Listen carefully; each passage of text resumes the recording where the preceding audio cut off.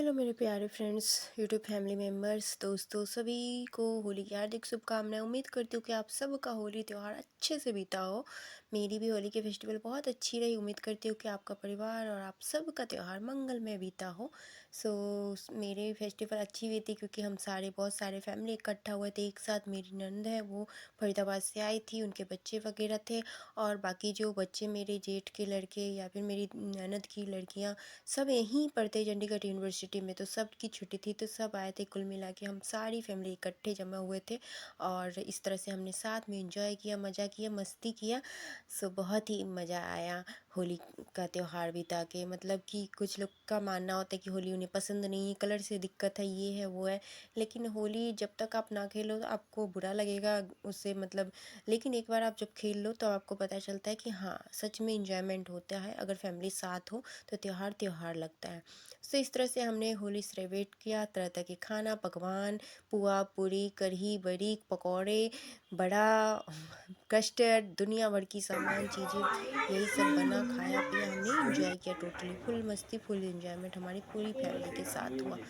तैयारी में पहले से मैं लगी पड़ी थी और प्रिपरेशन मेरी पहले से ही चालू थी क्योंकि होली में इतने सारे पकवान पकते हैं और हमें होली भी सेलिब्रेट करना पड़ता है। एक अक्सर ऐसा होता है कि घर की लेडीज़ औरतें काम में, किचन में इस तरह से उलझ जाती है कि वो अच्छे से सेलिब्रेट कर ही नहीं पाती। हर घर का मुद्दा है। अगर फैमिली है तो मिलजुल के कर ले तो सही है, लेकिन अगर ना हो तो फिर दिक्कत हो जाती है कि आदमी इंजॉय नहीं कर पाता, बस खाने बनाना किचन में ही लगा पड़ा रह जाता है। मेरी प्रिपरेशन थोड़ी बहुत पहले से थी। मैंने पहले इमली की चटनी बना ली थी। बड़ा के लिए मैं मतलब जो दही बड़ा है उसकी मैं बेटर को पीस रही हूँ। उन सब को प्रॉपर मैं पहले ही से रेडी करके रख रही थी ताकि मुझे बाद में चल के दिक्कत ना हो। पीसते पीसते फिर मुझे अपने चेहरे के लिए थोड़ा सा कुछ करने का ध्यान आया कि एक्चुअली जब औरतें और महिलाएं जो है ना घर में इस तरह उलझ जाती है, अपने आप पे बिल्कुल ध्यान नहीं दे पाती है। तो इस तरह से मैंने चावल का पेस्ट चेहरे पे लगा के रब करके धोया। काफ़ी चेहरा हल्का फील होता है। आप सभी ट्राई कीजिएगा, कुछ एक्स्ट्रा डालने की ज़रूरत नहीं है। और चेहरे पे लगा के इस तरह से हम अपना काम भी कर सकते हैं। मैंने भी चेहरे पे लगा के बर्तन वगैरह धो लिए। मठरी है और नमक पारे वगैरह कुछ पकवान जो है मैंने पहले 2-3 दिन पहले ही बना लिए थे कि आगे चल के मुझे दिक्कत ना हो। और फिर भी बहुत कुछ बनाना रह ही गया। जितना बनाओ उतना कम ही पड़ता है। मेरे हस्बैंड जी गए थे जगन्नाथपुरी दर्शन के लिए, तो वहाँ से बहुत सारे प्रसाद लाए थे क्योंकि वो हम सभी गली में और वो ऑफिस वगैरह हर जगह प्रसाद बांटते हैं। उन्होंने कुछ जगह दिया, मुझे अभी गली में देने बाकी है। रूम वगैरह सेट किया, झाड़ू पोछा करने के बाद काम में जुटी पड़ी थी, कपड़े फोल्ड करने। मतलब एक तरह से ना इतने काम होते हैं, एक अकेली और ऊपर से एक बच्ची, तो दिक्कत हो जाती है। एक करो दूसरा बिखरा पड़ा रहता है। ये थोड़े मक्खन मैंने निकाल के 2 दिन से फ्रिज में डाल रखे थे, पर इसे मुझे निकालने का वक्त नहीं मिल रहा था। मैंने सोचा इसे भी साइड कर दूँ निकाल के, तो मक्खन से घी निकाला। साथ में मैंने शाम के वक्त ये दही बाड़ा जो है वो फ्राई करके रख लिया, पानी में डुबो दिया। जब खाना हो तो आप निकाल के इसे सर्व करके इंजॉय कर सकते हो। यही सब पकौड़ा पकवान वगैरह पक गया, बना लिया। इस तरह से हमने सबने शाम की तैयारी हो रही थी।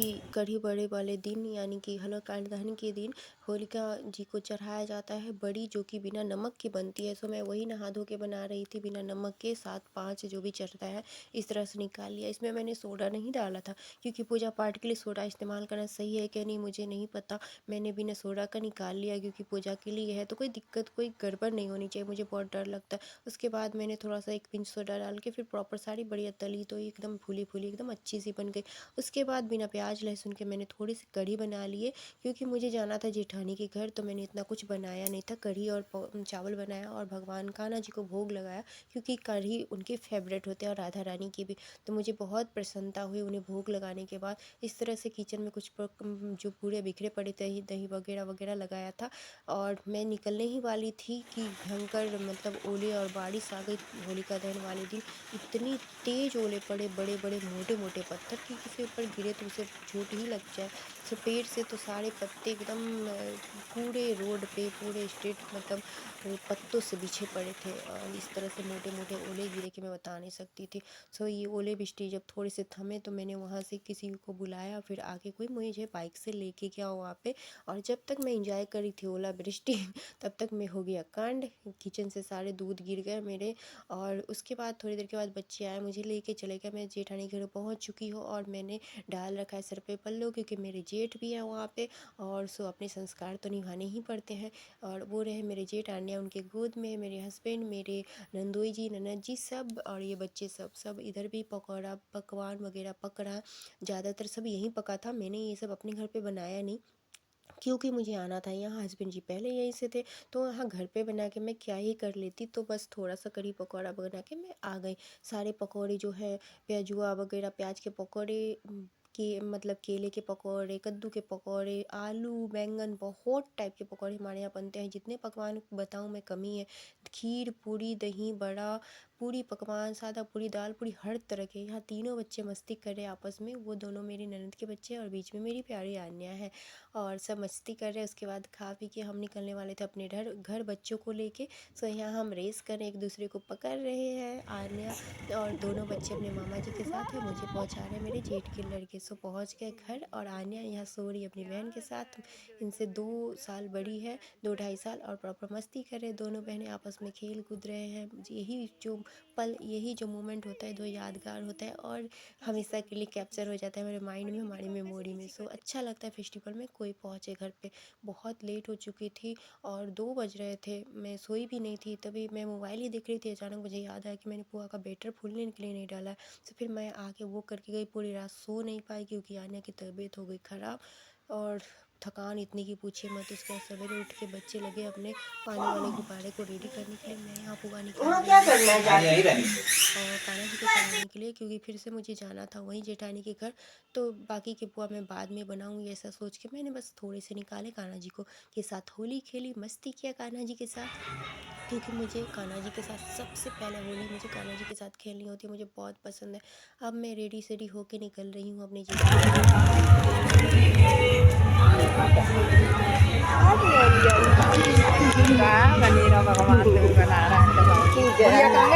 होली खेलने के लिए उनके साथ भी मैंने होली सेलिब्रेट किया, लगाया, और फिर मैं चल दी अपने डेस्टिनेशन पे। चल के बस 10 मिनट धीरे धीरे चलो तो लगता है पहुंच गए घर। पहुंची ही क्या थी कि बच्चे पहले से ताक रहे थे कि कब मामी आए और उनके साथ होली खेले। मुझे उन्होंने पूरी तरह भिगा दिया। मैं कह रही हूँ कि नहीं नहीं, मैं कपड़े एक्स्ट्रा लाई नहीं हूँ, मुझे छोड़ दो, लेकिन बच्चे कहाँ सुनने वाले। यहाँ आने रो रही है क्योंकि उसे गीली वाली होली पसंद नहीं है, और कुछ भी नहीं खाया था उसने 12-1 बजे तक। फिर मैंने उसे एक चॉकलेट खिलाया।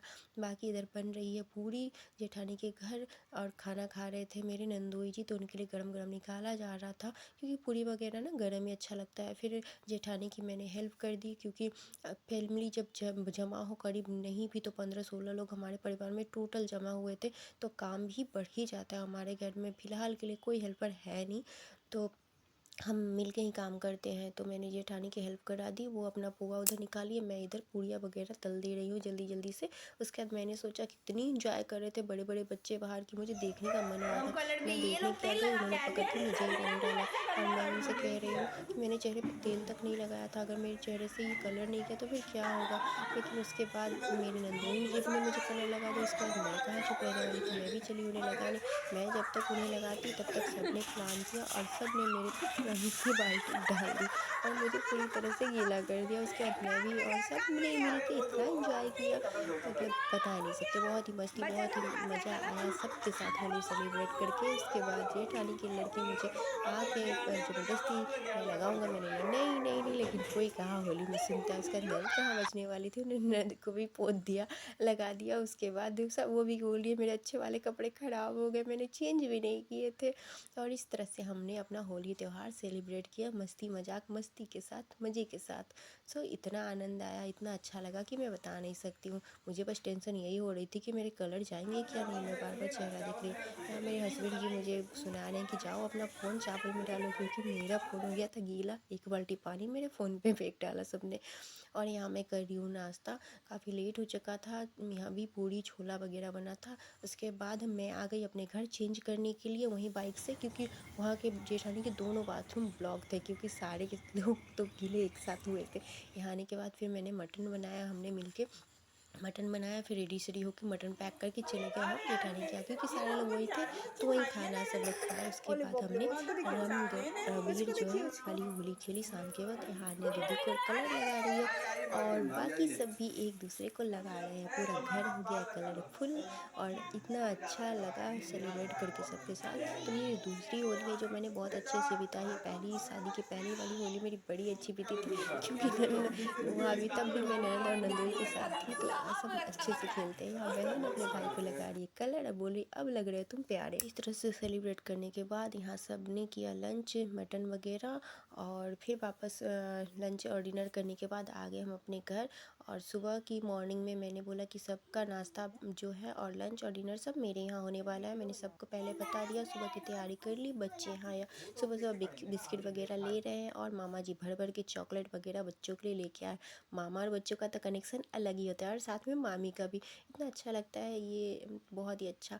तो इस तरह से मैंने पूड़ी वगैरह निकाले, पुआ निकाले, और आलू गोभी की मस्त सब्जी और कुंदरी की भाजी बनाई, और साथ में आलू का अचार जो मैंने पहले बनाया था। अचार तो मेरा पूरा ही प्रॉपर ख़त्म हो गया। बच्चे पैक पैक करा के घर लेके चले, मतलब कॉलेज लेके चले गए कि यही मामी आप खुद से बना लेना फिर से, बहुत टेस्टी है।